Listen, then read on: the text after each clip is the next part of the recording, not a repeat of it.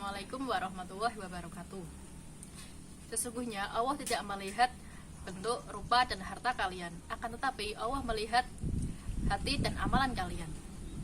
Bismillahirrahmanirrahim. Yang terhormat kepada Bapak Muhammad Hufron, MSI, selaku dosen pembimbing mata kuliah Tafsir Tarbawi kelas C. Alhamdulillahirabbil alamin, wassalatu wassalamu ala asrofil anbiya'i wal mursalin wa ala alihi washabihi ajmain. Amma ba'du. Perkenalkan, nama saya Aprilia Inayah Sodiko, NIM 2119290. Saya akan berbicara mengenai hukum kekekalan aksi reaksi amal. Secara umum, dalam konsep akidah Islam, perbuatan manusia di dunia akan mendapat balasan di akhirat. Ketentuan Allah berupa al-jaza min jinsil amal. Balasan akan didapat sesuai dengan amal perbuatan. Orang yang berbuat baik akan mendapat balasan kebaikan, dan orang yang berbuat jahat akan mendapat balasan yang buruk. Misal permasalahan ini adalah salah pergaulan di kalangan remaja. Pemicu terjadinya pergaulan bebas di kalangan usia dini melalui teknologi informasi. Minimnya pengawasan orang tua juga menyumbang maraknya pergaulan bebas pada anak yang berujung pada pernikahan dini. Seperti halnya Ninis, nama disamarkan, salah seorang warga Kecamatan Sukatani, Kabupaten Bekasi yang menjadi korban pergaulan bebas. Ia terpaksa menikah dengan pria yang dikenalnya di Facebook.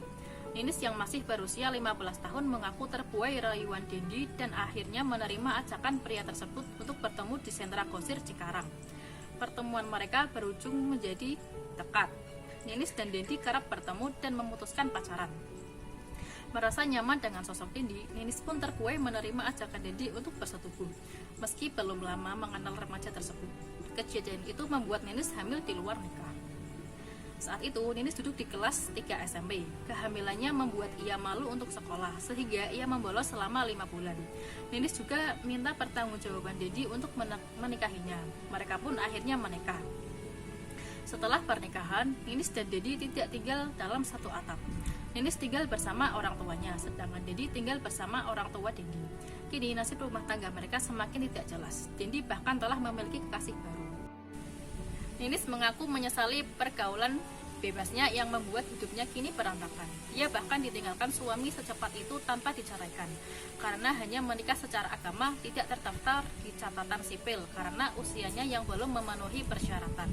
Karena perbuatannya itu, kini Ninis hidup dalam kegelapan. Bahkan dia tidak bisa mengurusi anaknya karena masih berusia belia. Dia hanya bisa menanggung malu dan hidup dalam kekecewaan. Dari permasalahan tersebut, terdapat sebuah teori bahwa hukum kekekalan energi mengatakan sebuah energi tidak dapat diciptakan, melainkan dapat diubah atau berpindah dalam bentuk energi yang lain. Hukum Newton yang kedua berbunyi, aksi sama dengan reaksi. Apapun aksi atau energi yang kita berikan pasti akan menghasilkan reaksi atau balasan yang sebanding. Artinya, setiap amal perbuatan yang kita lakukan di dunia memiliki dampak yang akan kembali kepada diri kita sendiri. Maka, kalau kita menginginkan dampak yang baik, tentunya kita harus melepaskan energi yang baik dalam hidup ini. Artinya, setiap amal perbuatan yang kita lakukan di dunia memiliki dampak yang akan kembali kepada diri kita sendiri. Maka, kalau kita menginginkan dampak yang baik, tentunya harus melepaskan energi yang baik dalam hidup ini. Lalu, solusi dari permasalahan tersebut yaitu kita harus mengerti kalau teman yang baik akan membawa pengaruh yang baik. Teman yang baik juga akan selalu mengajak untuk berbuat kebaikan, bukan menjerumuskan ke dalam keburukan dan memberikan pengaruh negatif. Tapi, kita juga harus memahami beberapa faktor penilainya. Salah satunya yaitu kurangnya komunikasi serta kurangnya kedekatan dengan orang tua. Hal inilah yang harus disiasati, yaitu dengan cara membangun hubungan serta komunikasi yang baik dengan orang tua, sehingga dapat memproteksi anak dari pergaulan yang tidak semestinya. Kemudian yang kedua, kuatkan nilai agama dan moral pada diri.